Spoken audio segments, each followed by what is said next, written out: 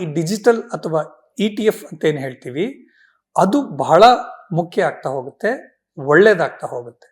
ಇನ್ನು ವೈಯಕ್ತಿಕವಾಗಿ ಹೇಳೋದಾದ್ರೆ ನಾನು ಚಿನ್ನವನ್ನ ತೆಗೆದುಕೊಂಡು ಆಭರಣಗಳನ್ನು ಹಾಕೊಂಡು ಹೋಗ್ತೀನಿ ಅಂದ್ರೆ ಇವತ್ತಿನ ಒಂದು ಅದಕ್ಕೆ ಸ್ವಲ್ಪ ಭಯ ಇದೆ. ಯಾರು ಅದನ್ನ ಕಸ್ಕೋತಾರೆ ಅಥವಾ ಮನೇಲಿ ಇಡೋದಕ್ಕೆ ಸಮಸ್ಯೆ ಇದೆ, ದರೋಡೆ ಮಾಡ್ತಾರೆ, ಕಳ್ತನ ಮಾಡ್ತಾರೆ ಅಂತ. ಆಯ್ತಪ್ಪ ಇದನ್ನ ನನ್ಗೆ ನಾನು ಕಣ್ಣಿಂದ ನೋಡ್ಬೇಕು, ಲಾಕರ್ ಅಲ್ಲಿ ಇಡ್ತೀನಿ ಅಂತಂದ್ರೆ ಚಿಕ್ಕ ಪುಟ್ಟ ಊರುಗಳಲ್ಲಿ ಬ್ಯಾಂಕ್ಗಳಲ್ಲಿ ದರೋಡೆ ಆದಾಗ ಲಾಕರ್ ಅಲ್ಲಿ ಇರೋ ಚಿನ್ನ ಹೋದ್ರೆ ನಿಮಗೆ ಯಾರು ಕಾಂಪನ್ಸೇಟ್ ಮಾಡಲ್ಲ. ಯಾಕೆ ಅಂತಂದ್ರೆ ನೀವು ಬ್ಯಾಂಕ್ಗೆ ಡಿಕ್ಲೇರ್ ಮಾಡಿರೋದಿಲ್ಲ ಲಾಕರ್ ಅಲ್ಲಿ ಏನಿದೆ ಅಂತಂದ್ಬಿಟ್ಟು. ಆಮೇಲೆ ಅದು ಅವಶ್ಯಕತೆನೂ ಇಲ್ಲ, ಬ್ಯಾಂಕ್ಗೆ ಅವಶ್ಯಕತೆ ಇಲ್ಲ. ನೀವ್ ಏನ್ ಇಡ್ತಾ ಇದೀರೋ ಒಳಗಡೆ, ಅಲ್ಲಿ ಪೇಪರ್ ಇಡ್ತಾ ಇದೀರೋ, ಗೋಲ್ಡ್ ಇಡ್ತಾ ಇದೀರೋ, ಬೆಳ್ಳಿ ಇಡ್ತಾ ಇದೀರೋ, ನಮಗ್ ಸಂಬಂಧನೇ ಇಲ್ಲ. ಹಾಗಾಗಿ ಅದು ಹೋದ್ರೂ ಒಂದು ನಿಗದಿತ ಮೊತ್ತ ಅಂತ ಇರುತ್ತೆ. ನಾನು ಇಷ್ಟು ನಿಮಗೆ ಲಾಸ್ಟ್ ಕಟ್ಕೊಡ್ತೀನಿ, ಅಷ್ಟು ಮಾತ್ರ ನಾನು ಕಟ್ಕೊಡ್ತೀನಿ ಆಸ್ ಅ ಬ್ಯಾಂಕರ್, ಅದ್ರ ಮೇಲೆ ನಾನು ಕೊಡೋದಿಲ್ಲ. ಹಾಗಾಗಿ ನಿಮಗೆ ಇತ್ತೀಚಿನ ದಿನಗಳಲ್ಲಿ ಹೆಚ್ಚು ಚಿನ್ನ ಹಾಕೊಂಡು ಹೋಗುವಂತ ಅಭಿಲಾಷೆ ಇಲ್ಲ ಯಂಗ್ ಜನರೇಷನ್ ಅಲ್ಲಿ ಅಥವಾ ಇತ್ತೀಚಿನ ಜನಗಳಲ್ಲಿ. ಮತ್ತು ಸೇಫ್ಟಿ ಪ್ರಾಬ್ಲಮ್ ಇದೆ. ಆಮೇಲೆ ಬೆಲೆ ಜಾಸ್ತಿ ಆಗ್ತಾ ಇದ್ದಂಗೆಲ್ಲ ಥ್ರೆಟ್ ಜಾಸ್ತಿ ಆಗ್ತಾ ಹೋಗುತ್ತೆ. ಸೊ ಹಾಗಾಗಿ ನೀವು ಈ ಗೋಲ್ಡ್ ಅಥವಾ ಪೇಪರ್ ಗೋಲ್ಡ್ ಹೋಗೋದಕ್ಕೆ ಬೆಸ್ಟ್. ಸರ್, ನಾವು ಇಷ್ಟೊತ್ತು ಚಿನ್ನದ ಬಗ್ಗೆನೇ ಮಾತಾಡ್ತಿದೀವಿ. ಇನ್ನೊಂದ್ ಕಡೆ ಏನಿದೆ, ಅದರಲ್ಲೂ ನಮ್ಮ ಇಂಡಿಯಾದಲ್ಲಿ ಚಿನ್ನ ತಗೊಳ್ಳೇಬೇಕು, ಸಾಲ ಮಾಡಿ ಆದ್ರೂ ನಾವು ಚಿನ್ನ ತಗೋಬೇಕು ಅಂತ ಕಾನ್ಸೆಪ್ಟ್ ಇದೆ. ಅದರಲ್ಲೂ ಹೆಣ್ಮಕ್ಳಿಗೆ, ನಮ್ಮಂತ ಹೆಣ್ಮಕ್ಳಿಗಂತೂ ಅವರು ಚಿನ್ನ ಹಾಕೊಂಡಿದ್ದಾರೆ, ಅಷ್ಟು ಹಾಕೊಂಡಿದ್ದಾರೆ, ನಮಗೂ ಕೊಡಿಸಿ, ಈ ತರ ನಾವು ನಮ್ಮ ಹಸ್ಬೆಂಡಿಗಾಗ್ಲಿ ಅಥವಾ ನಮ್ಮ ತಂದೆ ತಾಯಿಗಾಗ್ಲಿ ನಾವು ಕೇಳ್ತಾ ಇರ್ತೀವಿ. ಸೊ ಇದ್ರ ಬಗ್ಗೆ ಹೇಳೋದಾದ್ರೆ ಸರ್. ನೋಡಿ, ಈ ವಿಚಾರದಲ್ಲಿ ನಾನು ಹೇಳೋ ಮಾತನ್ನ ಯಾವ ಹೆಣ್ಮಗಳು ಒಪ್ಪೋದಿಲ್ಲ. ಬಟ್ ಆದ್ರೆ ಅವ್ರು ಅದನ್ನ ಅರ್ಥ ಮಾಡ್ಕೊಂಡ್ರೆ ಅಪ್ರಿಶಿಯೇಟ್ ಮಾಡ್ತಾರೆ. ಮೊದಲನೇದಾಗಿ ನೀವು ಹೂಡಿಕೆ ಅಂತ ಮಾಡಿದಾಗ ಯಾತಕ್ಕೋಸ್ಕರ ಮಾಡ್ತೀರಾ? ಫ್ಯೂಚರ್ ಸಪೋರ್ಟ್ಗೋಸ್ಕರ ಮಾಡ್ತೀರಾ. ಯಾವಾಗ ಮಾಡ್ತೀರಾ? ನಿಮ್ಮ ಹತ್ರ ಸೇವಿಂಗ್ಸ್ ಇದ್ದಾಗ, ಲಭ್ಯತೆ ಎಕ್ಸ್ಟ್ರಾ ಹಣ ಇದ್ದಾಗ ಮಾತ್ರ ನೀವು ಮಾಡ್ತಾ ಹೋಗ್ತೀರಾ. ಅಂದ್ರೆ ಫಸ್ಟ್ ನಿಮಗೆ ನೋಡಿ ನೀಡ್ಸ್ ಬೇಕು ಅಂತಂದ್ರೆ ನಿಮ್ಗೆ ಊಟ, ತಿಂಡಿ, ಬಟ್ಟೆ, ಮನೆ ಬಾಡಿಗೆ, ಮೆಡಿಕಲ್, ಇದು ಮಕ್ಕಳದ್ದೇನು ವಿದ್ಯಾಭ್ಯಾಸ ಅಥವಾ ನಮ್ಮ ಸಣ್ಣ ಪುಟ್ಟದಾದ ಸಾಲಗಳು, ಆ ಥರದ್ದೇನಿದೆ, ಕಾರ್ಯಕ್ರಮಗಳೇನಿದೆ ಅದನ್ನ ನೀವು ನೋಡ್ತಾ ಇರ್ತೀವಿ. ಅದನ್ನ ಮೀರಿ ಫ್ಯೂಚರ್ಗೆ ಅಂತ ನಾವು ಎತ್ತಿಟ್ಕೊಳ್ಬೇಕಾದ್ರೆ ಯಾರೇ ಒಬ್ರಾಗ್ಲಿ ಹೂಡಿಕೆ ಅಂತ ಬಂದಾಗ ಎಲ್ಲರೂ ಸೈಟು ಮನೆ ಮಾಡಕ್ ಆಗೋದಿಲ್ಲ, ಎಲ್ಲರೂ ಶೇರ್ಸ್ ಅಲ್ಲಿ ಹಾಕೋದಕ್ಕಾಗೋದಿಲ್ಲ. ಹಾಗಿರುವಾಗ ಏನಪ್ಪಾ ಅಂತಂದ್ರೆ ಇದು ಈವನ್ ಚಿಕ್ಕ ಮೊತ್ತದಲ್ಲೂ ಕೂಡ 1 ಗ್ರಾಮ್ ಅನ್ನು ಕೂಡ ನೀವು ತೆಗೆದುಕೊಳ್ಬಹುದು. ಆಮೇಲೆ ಈಗ ನಾನು ಪೇಪರ್ ಗೋಲ್ಡ್ ಬಂದಾಗ, ಡಿಜಿಟಲ್ ಗೋಲ್ಡ್ ಬಂದಾಗ್ಲಿಂದ absolutely no problem. Less than 1 gram also ನೀವು ತೆಗೆದುಕೊಳ್ಬಹುದು. 1 ಗ್ರಾಮ್ಗಿಂತ ಕಡಿಮೆ ಅಂದ್ರೆ 5,000 ರೂಪಾಯಿ ಕೊಡ್ಬೋದು, 12,000 ರೂಪಾಯಿ ಇರ್ಲಿ. ನೀವು 5,000 ರೂಪಾಯಿ ಕೊಟ್ಟರೆ ಅದು ಎಷ್ಟು ಮಿಲಿ ಬರುತ್ತೋ ಅಷ್ಟೇ ಮಿಲಿ ನಿಮಗೆ ಕ್ರೆಡಿಟ್ ಮಾಡ್ತಾ ಹೋಗ್ತಾರೆ. ಆ ಅನುಕೂಲ ಇದೆ. ಆದ್ರೆ ದಯವಿಟ್ಟು ನಾನು ಹೇಳೋದೇನಪ್ಪಾ ಅಂದ್ರೆ ನೀವು ಸಾಲ ಮಾಡಿ ಇದನ್ನ ಮಾಡ್ಬೇಡಿ, ಹೂಡಿಕೆ ಮಾಡ್ಬೇಡಿ. ಯಾಕೆಂತಂದ್ರೆ ಆ ಸಾಲಕ್ಕೆ ನೀವು ಕಟ್ಟುವಂತ ಬಡ್ಡಿ ಯಾವತ್ತೂ ಜಾಸ್ತಿ ಇರುತ್ತೆ ಹೂಡಿಕೆ ಮೇಲೆ ಬರುವಂತ ಆದಾಯಕ್ಕಿಂತ. ಎರಡನೇದು ನಿಮಗೆ ಸಮಾಧಾನ ಇರೋದಿಲ್ಲ, ನೆಮ್ಮದಿ ಇರೋದಿಲ್ಲ. ಹಾಗಾಗಿ ಸಾಲ ಮಾಡಿ ಯಾವತ್ತು ಚಿನ್ನ ತೆಗೆದುಕೊಳ್ಬೇಡಿ. ಬಟ್ ನಿಮ್ಮ ಹತ್ರ ಇದೇ ಏನೋ ಒಂದ್ರಲ್ಲಿ ಹೂಡಿಕೆ ಮಾಡಬೇಕು, ಅಥವಾ ನಾನು ಯಾವ್ದೊಂದು ಖರ್ಚು ಕಡಿಮೆ ಮಾಡ್ತೀನಿ ಅಥವಾ ವೇಸ್ಟ್ ಮಾಡಲ್ಲ, ಉಳಿತಾಯ ಮಾಡ್ತೀನಿ ಅಂತ ಇದ್ದಾಗ ಖಂಡಿತವಾಗ್ಲೂ ನೀವು ಚಿನ್ನಕ್ಕೆ ಹೂಡಿಕೆ ಮಾಡಿ. ಮತ್ತು ಚಿನ್ನಕ್ಕೆ ಹೂಡಿಕೆ ಅಂತ ಬಂದ ತಕ್ಷಣನೇ ಆಭರಣಗಳು ಬರಲ್ಲ. ಯಾಕಂದ್ರೆ ನೀವು ಆಭರಣ ತೆಗೆದುಕೊಂಡ್ರೆ ಬೇರೆ ಇನ್ಯಾರನ್ನು ನೀವು ಶ್ರೀಮಂತರನ್ನು ಮಾಡ್ತೀರಾ. ಯಾಕಂದ್ರೆ 20-25% ಜಾಸ್ತಿ ಕೊಡ್ತೀರಾ ತೆಗೆದುಕೊಳ್ಬೇಕಾದ್ರೆ. ಮಾರಬೇಕಾದ್ರೂ ಕೂಡ 20-25% ನೀವು ಕಳ್ಕೊತೀರಾ. ಹಾಗಾಗಿ ನಿಮಗೆ ಬೇಕು, ನಿಮ್ಮ ಆಯ್ಕೆಗಳು, ಅವಶ್ಯಕತೆಗಳಿಗೆ ತಕ್ಕಂತೆ ಆಭರಣ ಬೇಕು, ಆಭರಣ ತೆಗೆದುಕೊಳ್ಳಿ. ಹೂಡಿಕೆ ಅಂತ ಬಂದ ತಕ್ಷಣನೇ ನಾಣ್ಯಗಳನ್ನು ತೆಗೆದುಕೊಳ್ಳಿ. ಅದರಲ್ಲೂ 24 ಕ್ಯಾರೆಟ್ ನಾವು ನಿಮಗೆ ಇದನ್ನ ಮಾಡ್ತೀವಿ. ಸೊ ಹೂಡಿಕೆ ಅಂದ ತಕ್ಷಣ, ಸೊ ಹೂಡಿಕೆಗೆ, ಅದರಲ್ಲೂ ಚಿನ್ನದ ಮೇಲೆ ಹೂಡಿಕೆ ಮಾಡಕ್ಕೆ ಇದು ಬೆಸ್ಟ್ ಟೈಮ್ ಅಂತ ಸರ್? ಚಿನ್ನದ ಮೇಲೆ ಹೂಡಿಕೆ ಆಲ್ವೇಸ್ ಎ ಬೆಸ್ಟ್, ಯಾವಾಗ್ಲೂ ಅದು. ಬಟ್ ನಿಮ್ಮ ಹತ್ರ ಹಣ ಇದೆಯಾ, ನಿಮಗೆ ಅವಶ್ಯಕತೆ ಇದೆಯಾ ಅನ್ನೋದನ್ನ ತಿಳ್ಕೊಳ್ಳಿ. ನೋಡಿ, ಯಾರೋ ಒಬ್ರು ಮಾಡ್ತಾರೆ, ಎಲ್ಲೋ ದುಡ್ಡು ಈಗ 13,500 12,000 ರೂಪಾಯಿ ಬಂತು ಅಂತ ನಾವು ತೆಗೆದುಕೊಳಕ್ ಆಗೋದಿಲ್ಲ. ಈಗ ಮೆಡಿಕಲ್ ಇನ್ಶೂರೆನ್ಸ್ ಇದೆ ಅಂತ ನೀವು ಆಪರೇಷನ್ ಮಾಡಿಸ್ಕೊಳಕ್ ಆಗಲ್ಲ, ಅದು ವೇಸ್ಟ್ ಆಗ್ಬಿಡುತ್ತಲ್ಲ ಅಂತ. ಹಂಗೆ ಅಲ್ಲಿ ಏನೋ ವ್ಯವಸ್ಥೆ ಇದೆ ಅಂತ ಮಾಡ್ಬೋದು. ಆದ್ರೆ ನಿಮ್ಮ ಹತ್ರ ಆಯ್ಕೆ ಇದೆ. ನನಗೆ ಏನ್ ಆಯ್ಕೆ ಇದೆ ಸರ್? ನನ್ನ ಹತ್ರ ಈಗ 1,00,000 ರೂಪಾಯಿ ಇದೆ, ನಾನು ಶೇರ್ಸ್ ಅಲ್ಲಿ ಹಾಕ್ಲಾ, ಸೈಟ್ ಅಲ್ಲಿ ಹಾಕ್ಲಾ, ಚಿನ್ನದಲ್ಲಿ ಹಾಕ್ಲಾ ಅಂತ ಬಂದಾಗ ನಾವೇನ ಅಡ್ವೈಸ್ ಮಾಡ್ತೀವಿ ಅಂದ್ರೆ, ಈ ಹಣ ನಿಮ್ಗೆ ಯಾವಾಗ ವಾಪಸ್ ಬೇಕು, ಯಾತಕ್ಕೋಸ್ಕರ ಬೇಕು ಅನ್ನೋದನ್ನ ಮನ್ಸಲ್ಲಿ ಇಟ್ಕೊಂಡು ಮಾಡಿ. ಅಥವಾ ನಿಮಗೆ ಕ್ಲಾರಿಟಿ ಇಲ್ವಾ, ನಿಮಗೆ ಮೋರ್ ದೆನ್ FD ವರ್ಕೌಟ್ ಆಗ್ಬೇಕು, FD ಇಂಟ್ರೆಸ್ಟ್. ಯಾಕಂದ್ರೆ ನಿಮ್ಮ ಹತ್ರ ಇರುವಂತ ಆಯ್ಕೆಗಳು ಎರಡೇ, ಒಂದು FD, ಇನ್ನೊಂದು ಚಿನ್ನ. FD ಗಿಂತ ಜಾಸ್ತಿ ಬರಬೇಕು ಅಂದ್ರೆ ಈಸಿಯಾಗಿ ನೀವು ತೆಗೆದುಕೊಂಡು ಮಾರಬೇಕು ಅಂತಂದ್ರೆ ಕನ್ವರ್ಟ್ ಮಾಡ್ಬೇಕು, ದುಡ್ಡಿಂದ ಚಿನ್ನಕ್ಕೆ, ಚಿನ್ನದಿಂದ ದುಡ್ಡಕ್ಕೆ ಈಸಿಯಾಗಿ ಕನ್ವರ್ಟ್ ಮಾಡಬಹುದು. ಹಾಗಾಗಿ ನಾವು ನಿಮಗೆ ಚಿನ್ನಕ್ಕೆ ಹೋಗಿ ಅಂತ ಹೇಳ್ತೀವಿ. ಯಾವಾಗ ಇವತ್ತಿನ ಪರಿಸ್ಥಿತಿಲಿ ಯಾಕೆ ಅಂತಂದ್ರೆ ಮುಂಬರುವ ದಿನಗಳು ಇನ್ನೂ ಕಷ್ಟದ ದಿನಗಳು. ಭೌಗೋಳಿಕವಾಗಿ ದೇಶಗಳು ಯುದ್ಧಕ್ಕೆ ಹೋಗುವಂತ ಯುದ್ಧೋನ್ಮಾದದಲ್ಲಿದ್ದಾವೆ. ಉದಾಹರಣೆಗೆ ಟ್ರಂಪ್ ಸಾಹೇಬರು ಬಂದ ಮೇಲೆ ಅವ್ರು ಯಾವಾಗ ಯಾವ ರೀತಿ ನಿರ್ಧಾರ ತೆಗೆದುಕೊಳ್ತಾರೆ, ಏನು ಮಾತಾಡ್ತಾರೆ ಅನ್ನೋದು ಯಾರಿಗೂ ಅರ್ಥ ಆಗ್ತಾ ಇಲ್ಲ.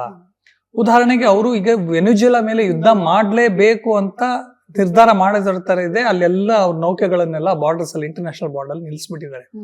ಯಾವ ಕ್ಷಣದಲ್ಲಾದ್ರೂ ಶುರು ಆಗ್ಬೋದು. ಇರಾನ್ ಮೇಲೆ ಅವ್ರು ಯಾವ ರೀತಿ ಪ್ರಕ್ರಿಯೆ ಕೈಗೊಳ್ತಾರೆ ನಮಗ್ ಗೊತ್ತಿಲ್ಲ. ಈಗ ಮಧ್ಯಪ್ರಾಚ್ಯದ್ದು ಅವರು ಬಂದು ಘೋಷಿಸ್ಬಿಟ್ರು, ನಾನು ಯುದ್ಧ ನಿಲ್ಲಿಸ್ಬಿಟ್ಟಿದ್ದೀನಿ ಹಮಾಸ್ದ ವಿರುದ್ಧವಾಗಿ ಇಸ್ರೇಲ್ದು ಅಂದ್ರು. ಎಲ್ಲಿ ನಿಂತಿದೆ? ಸೊ ಈಗಿರುವ ಪರಿಸ್ಥಿತಿನಲ್ಲಿ ಏನಾಗಿದೆಪ್ಪ ಅಂತಂದ್ರೆ ಬಹಳ ವಿಚಿತ್ರವಾಗಿದೆ, ಆಶ್ಚರ್ಯಕರವಾಗಿದೆ. ಯಾರೊಬ್ಬ ವ್ಯಕ್ತಿ ನನ್ನ ಮಿತ್ರ ಆದಾಗ ಇನ್ನೊಂದು ಸಂದರ್ಭದಲ್ಲಿ ಅವ್ನು ನನಗೆ ಶತ್ರು ಆಗಿರ್ತಾನೆ. ಇಲ್ಲಿ ನೋಡಿ, ನನಗೀಗ ಇರಾನ್ ಅಲ್ಲಿ ಚಾಬರ್ ಬಂದರ್ ಕಟ್ತಾ ಇದ್ದೀನಿ. ಇರಾನ್ ನನ್ನ ಮಿತ್ರ, ಬಟ್ ನಾನು ಅಮೆರಿಕ ಜೊತೆ ಒಳ್ಳೆ ಸಂಬಂಧ ಇಟ್ಕೋಬೇಕು ಅಂತ ಬಯಸ್ತಾ ಇದ್ದೀನಿ. ಇಸ್ರೇಲ್ ಜೊತೆ ತುಂಬಾ ಒಳ್ಳೆ ಸಂಬಂಧ ಇದೆ, ಆದ್ರೆ ಇಸ್ರೇಲ್ಗೂ ಇರಾನ್ಗೂ ಆಗೋದಿಲ್ಲ. ಇದನ್ನ ನಾವು ಹೇಗೆ ವ್ಯಾಖ್ಯಾನಿಸ್ಬೋದು? ಬಹಳ ಇಂಟ್ರೆಸ್ಟಿಂಗ್ ಆಗಿದೆ, ಕ್ಯೂರಿಯಸ್ ಆಗಿದೆ. ಹಾಗಾಗಿ ಮುಂಬರುವ ಒಂದು 2-3 ವರ್ಷಗಳೇನಿದೆ ಬಹಳ ಸಮಸ್ಯೆ ಇದೆ. ಯಾಕೆ ಅಂತಂದ್ರೆ post corona America, Europe, Australia ಎಲ್ಲಾ ದೇಶಗಳ ಆರ್ಥಿಕತೆ ಕುಸಿತವಾಗಿದೆ, ಸಮಸ್ಯೆಗಳಲ್ಲಿದೆ. ನೆಕ್ಸ್ಟ್ ಈಗಿರುವ ವ್ಯಕ್ತಿಗಳು ಯಾರು ಕಂಟ್ರಿ ನಡೆಸ್ತಾ ಇದ್ದಾರೆ, ಅವರ ಒಂದು ಯುದ್ಧೋನ್ಮಾದ ಎಲ್ಲಿಗೆ ನಮ್ಮನ್ನು ತೆಗೆದುಕೊಂಡು ಹೋಗಿ ನಿಲ್ಸುತ್ತೆ ಈ ಪರಿಸ್ಥಿತಿನ ಅನ್ನೋದು ನಮ್ಗೆ ಅರ್ಥ ಆಗ್ತಾ ಇಲ್ಲ. ಈ ಹಿನ್ನೆಲೆಯಲ್ಲಿ ಏನಪ್ಪಾ ಅಂತಂದ್ರೆ ಈ ಹೂಡಿಕೆದಾರ ಶ್ರೀಮಂತ ದುಡ್ಡಿರೋರ ಹತ್ರ ದುಡ್ಡು ಇದ್ದೇ ಇರುತ್ತೆ, ಯುದ್ಧ ಆದ್ರೂ ದುಡ್ಡು ಇರುತ್ತೆ, ದುಡ್ಡು ಆಗ್ಲಿಲ್ಲ ಅಂದ್ರೂ ದುಡ್ಡು ಇರುತ್ತೆ. ಅವ್ರೇನ್ ಮಾಡ್ತಾರೆ ಅಂತಂದ್ರೆ ಆಯಾ ಸಂದರ್ಭಗಳಿಗೆ ತಕ್ಕಂತೆ ಹೂಡಿಕೆಗಳನ್ನ ಬದಲಾವಣೆ ಮಾಡ್ತಾ ಹೋಗ್ತಾರೆ. ಸೊ ಈಗ ಅವ್ರ ಮುಂದೆ ಇರುವಂತಹ ಆಯ್ಕೆ ಚಿನ್ನ. ಹಾಗಾಗಿ ಚಿನ್ನಕ್ಕೆ ಅವ್ರ ಬೇಡಿಕೆ ಜಾಸ್ತಿ ಮಾಡಿದ ತಕ್ಷಣ ಏನ್ ಮಾಡ್ತಾರೆ, ಬೆಲೆ ಜಾಸ್ತಿ ಆಗುತ್ತೆ. ಹಾಗಾಗಿ ಈಗಿರುವಂತಹ ಸದ್ಯದ ಪರಿಸ್ಥಿತಿನಲ್ಲಿ ನೀವು ಮತ್ತೆ 1-2 ವರ್ಷ ಆದ್ಮೇಲೆ ಕರೆದ್ರೆ ನಾನು ಹೇಳ್ಬೋದು, ಇಲ್ಲ ಚಿನ್ನದ ಬೆಲೆ ಇನ್ನೇರೋದಿಲ್ಲ, ಅವಾಗ ಒಂದು 15,000 ರೂಪಾಯಿ ಹೋಗಿರುತ್ತೆ ಅಂತ ತಿಳ್ಕೊಳ್ಳಿ. ಸರ್ ಈಗ ಬೆಸ್ಟ್ ಅಂದ್ರೆ ನಾನು ಹೇಳ್ತೀನಿ, ಇಲ್ಲಮ್ಮ ಇನ್ನು 2-3 ವರ್ಷ ಅದು. ಯಾಕಂದ್ರೆ ಅವತ್ತಿನ ಪರಿಸ್ಥಿತಿಗಳು ಬದಲಾವಣೆ ಆಗಿರ್ಬೋದು. ಯಾಕೆಂತಂದ್ರೆ ನೀವು ನೋಡ್ಬೋದು 5,000ದಿಂದ 7,000 ಬರೋದಕ್ಕೆ ಚಿನ್ನ ನಮ್ಮ ದೇಶದಲ್ಲಿ ಬಹಳ ಸಮಯ ತೆಗೆದುಕೊಳ್ತು. 7ರಿಂದ 8 ಬರೋದಕ್ಕೆ ಸಮಯ ತೆಗೆದುಕೊಳ್ತು, ಆದ್ರೆ 8ರಿಂದ 12 ಬರೋದಕ್ಕೆ ಪಟ್ ಅಂತ ಆಗೋಯ್ತು. ಅದು ಪರಿಸ್ಥಿತಿಗಳ ಮೇಲೆ ನಿರ್ಧಾರವಾಗ್ತಾ ಹೋಗುತ್ತೆ. ಸೊ ಚಿನ್ನ ಒಂದ್ ಕಡೆ ಆದ್ರೆ ಬೆಳ್ಳಿ ರೇಟ್ ಕೂಡ 1 ಲಕ್ಷ ದಾಟೋಗ್ಬಿಟ್ಟಿದೆ. ಸೊ ಸಾಮಾನ್ಯವಾಗಿ ಚಿನ್ನದ ಮೇಲೆ ಇನ್ವೆಸ್ಟ್ ಮಾಡ್ತಾರೆ ಅಂತ ಇತ್ತು, ಬಟ್ ಬೆಳ್ಳಿ ಮೇಲೂ ಈಗ ಇನ್ವೆಸ್ಟ್ ಮಾಡ್ತಾ ಇದ್ದಾರಾ ಅಂತ. ಯಾಕಂದ್ರೆ ಸಾಮಾನ್ಯವಾಗಿ ನಿಮ್ಮಲ್ಲೆಲ್ಲ ಬೆಳ್ಳಿಗೆ ಅಷ್ಟು ಇನ್ವೆಸ್ಟ್ ಮಾಡಲ್ಲ, ಆದ್ರೀಗ ಬೆಳ್ಳಿ ಮೇಲೂ ಇನ್ವೆಸ್ಟ್ ಮಾಡ್ತಿದಾರ, ಅದಕ್ಕೋಸ್ಕರನೇ ಇನ್ ಬೆಳ್ಳಿ ರೇಟು 1 ಲಕ್ಷ ದಾಟೋಯ್ತಾ ಅಂತ. ನೋಡಿ, ಚಿನ್ನಕ್ಕೆ ಮತ್ತು ಬೆಳ್ಳಿಗೆ ಕಂಪೇರ್ ಮಾಡಿದಾಗ ನಿಕ್ಷೇಪಗಳಿರ್ಬೋದು, ಅದರ ಲಭ್ಯತೆ, ಪ್ರಾಸೆಸ್ಸು, ಫೈನಲ್ ಪ್ರಾಡಕ್ಟ್ ಮಾಡೋದಕ್ಕೆ ಬೆಳ್ಳಿಗೆ ತುಂಬಾ ಕಡಿಮೆ. ನಿಕ್ಷೇಪಗಳು ಜಾಸ್ತಿ ಇದೆ, ನಮ್ಮ ದೇಶದಲ್ಲೂ ಇದಾವೆ, ಹೊರಗಡೆನೂ ತುಂಬಾ ಜಾಸ್ತಿ ಇದೆ, ಅದ್ರ ಪೂರೈಕೆ ಜಾಸ್ತಿ ಇದೆ. ಹಾಗಾಗಿ ಅದ್ರದ್ದು ಬೆಲೆ ಅವತ್ತು ಜಾಸ್ತಿ ಆಗ್ತಾ ಇರ್ಲಿಲ್ಲ. 50,000, 60,000, 70,000 ರೂಪಾಯಿನಲ್ಲಿತ್ತು. 90,000 ರೂಪಾಯಿಗೆ ಹೋದಾಗ್ಲೇ ಅದು ಜಾಸ್ತಿ ಅಂದ್ರೆ ಮತ್ತೆ ಅದು 70,000, 80,000 ರೂಪಾಯಿ ಕೆಜಿಗೆ ಬಂದಿತ್ತು. ಆದ್ರೆ ಯಾವಾಗ ಈ ಗೋಲ್ಡ್ ಬೆಲೆ ದಿಢೀರ್ ಅಂತ ಈ ಬದಲಾದ ಪರಿಸ್ಥಿತಿನಲ್ಲಿ ಫೆಬ್ರವರಿಯಿಂದ ಗೋಲ್ಡ್ಗೆ ಡಿಮ್ಯಾಂಡ್ ಜಾಸ್ತಿ ಆಯ್ತು, ಗೋಲ್ಡ್ ಸಿಗ್ತಾ ಇಲ್ಲ, ಅವಾಗ ಹೂಡಿಕೆದಾರರು ಏನ್ ಮಾಡ್ಬೇಕು? ಆಲ್ಟರ್ನೇಟಿವ್ ಹುಡುಕ್ಲೇಬೇಕು. ಶೇರ್ ಮಾರ್ಕೆಟ್ ಇಲ್ಲ, ಇನ್ಯಾವ ಲೋಹ ಇದೆ ಚಿನ್ನದ ನಂತರ? ಬೆಳ್ಳಿ. ಸೊ ನಾನೊಂದು ಲೇಖನ ಓದ್ತಾ ಇದ್ದೆ, ಅವರು 2nd ಜನರೇಷನ್ 3rd ಜನರೇಷನ್ ಬೆಳ್ಳಿ ಮ್ಯಾನುಫ್ಯಾಕ್ಚರರು, ಅವರ 2-3 ಜನರೇಷನ್ ಅಲ್ಲಿ ಅವ್ರ ಹತ್ರ ಸ್ಟಾಕ್ ಯಾವತ್ತೂ ಖಾಲಿ ಆಗಿದ್ದಿಲ್ವಂತೆ. ಈ ಸಲ ಮೊದಲ ಬಾರಿಗೆ ಅವ್ರ ಸ್ಟಾಕ್ ಇರ್ದಿದ್ದೆಲ್ಲ ಅವ್ರು ಮಾರ್ಬಿಟ್ಟಿದ್ದಾರೆ, ಮ್ಯಾನುಫ್ಯಾಕ್ಚರ್ ಆಗಿದ್ದೆಲ್ಲ ಬೆಳ್ಳಿ ಗಟ್ಟಿಗಳನ್ನ ಮಾರ್ಬಿಟ್ಟಿದ್ದಾರೆ. ಅಂದ್ರೆ ಚಿನ್ನ ಸಿಗ್ತಾ ಇಲ್ಲ ಅಂತ ಏನ್ ಮಾಡ್ಬಿಟ್ರಿ ಇವರು, ಬೆಳ್ಳಿ ಕೊಟ್ಟೋದ್ರು. ಬಹಳಷ್ಟು ಜನ ಏಟ್ ಬೀಳೋದು ಎಲ್ಲಿ ಅಂತಂದ್ರೆ ನೋಡಿ, 1.90 ಹೋಯ್ತು, 1,90,000 ರೂಪಾಯಿಗೆ ಹೋಯ್ತು ಕೆಜಿಗೆ, ಮತ್ತೆ 1.5 ಬಂದಿದೆ, 1.40 ಬಂದಿದೆ. ಈ ಚಿಕ್ಕ ಪುಟ್ಟದವ್ರು ಪಾಪ ಆಸೆಗೆ ಹೋಗಿ ಏನ್ ಮಾಡ್ಬಿಡ್ತಾರೆ ಅಂದ್ರೆ, ರೇಟ್ ಜಾಸ್ತಿ ಆಯ್ತಲ್ಲ ಅಂತ 1.80 ಆದಾಗ 1 ಕೆಜಿ ತಗೊಂಡ್ಬಿಡ್ತಾರೆ. ಈಗ 1.5 ಆಯ್ತು, 30,000 ರೂಪಾಯಿ ಲಾಸ್ಟ್ ಆಗುತ್ತೆ. ಸೊ ಹಾಗಾಗಿ ನೀವು ಬಹಳ ಹುಷಾರಾಗಿರ್ಬೇಕು. ಈ ರೀತಿಯ ವೊಲಾಟೈಲ್ ಟೈಮಲ್ಲಿ ನೀವು ಹೂಡಿಕೆ ಮಾಡಕ್ ಹೋಗ್ಬಾರ್ದು. ಹೂಡಿಕೆ ಮಾಡಿದ್ರು ಯಾವ್ದ್ರ ಮೇಲೆ ಹೂಡಿಕೆ ಮಾಡ್ಬೇಕು? ಬೆಳ್ಳಿ ಮೇಲೆ ಮಾಡಬಾರ್ದು. ಯಾಕಂದ್ರೆ ಅದರದ್ದು ಪ್ರೊಡಕ್ಷನ್ ಈಗ ಚಿನ್ನಕ್ಕೆ ಮತ್ತು ಬೆಳ್ಳಿಗೆ ಹೋಲಿಕೆ ಮಾಡಿದಾಗ ಪೂರೈಕೆ ಬಹಳ ಜಾಸ್ತಿ. ಅದು ನನಗೆ ಪೆಟ್ರೋಲ್ಗೆ ನಾನು ಎಕ್ಸಾಂಪಲ್ ಕೊಟ್ಟೆ.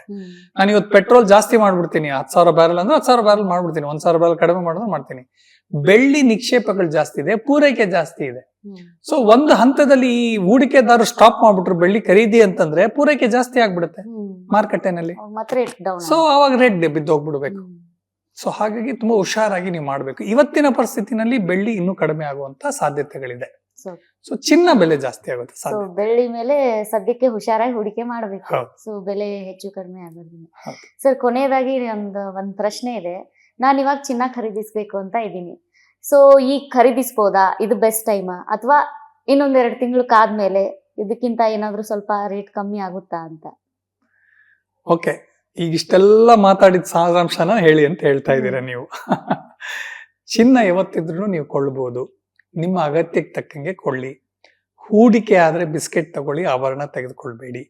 ಇವತ್ತಿನ ಪರಿಸ್ಥಿತಿಯಲ್ಲಿ ಇರುವಂತಹ ರೇಟು ಕಡಿಮೆ ಆಗಲ್ಲ, ಇದು ಮುಂದೆ ಹೋಗುತ್ತೆ, ಜಾಸ್ತಿ ಆಗುತ್ತೆ. ಈಗಿರುವಂತ ಸದ್ಯದ ಪರಿಸ್ಥಿತಿಯಲ್ಲಿ ಇನ್ನು 2 ವರ್ಷಗಳ ಕಾಲ ನಾವು ಚಿನ್ನದ ಏರಿಕೆನೆ ಕಾಣ್ತೀವಾಗ್ಲಿ, ಕಡಿಮೆ ಆಗಲ್ಲ. ಇನ್ನು ಆಯ್ತು 2 ವರ್ಷ ಆದ್ಮೇಲೆ ಹಂಗಂದ್ರೆ ಕಡಿಮೆ ಆಗ್ಬಿಡುತ್ತಾ ಸರ್, 8,000 ರೂಪಾಯಿಗೆ ಬಂದ್ಬಿಡುತ್ತಾ, 5,000 ರೂಪಾಯಿಗೆ ಬಂದ್ಬಿಡುತ್ತಾ ಅಂತ ನೀವು ಕೇಳ್ಬೋದು. ಆಗೋದಕ್ಕೆ ಸಾಧ್ಯ ಇಲ್ಲ. ಯಾಕೆಂತಂದ್ರೆ ಯಾರು ಚಿನ್ನ ಇರುತ್ತೋ ಅವ್ರು ಯಾಕೆ ಮಾರಕ್ ಹೋಗ್ತಾರೆ ನಿಮ್ಮ ಹತ್ರ? ಆಮೇಲೆ ನಿಮ್ಮ ಆಸ್ತಿಗಳನ್ನ ಅಪಮೌಲ್ಯ ನೀವ್ಯಾಕೆ ಮಾಡ್ಕೊಳಕ್ ಹೋಗ್ತೀರಾ?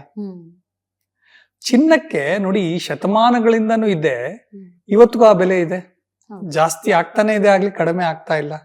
ಯಾಕೆ ಅಂದ್ರೆ ಅದರದ ಎಗೇನ್ ಮತ್ತೆ ಹೇಳ್ಬೇಕಾಗಿದೆ, ನಿಕ್ಷೇಪ, ಪ್ರೊಡಕ್ಷನ್, ಸರಬರಾಜು ಇದೆಲ್ಲ ಬರ್ತದೆ.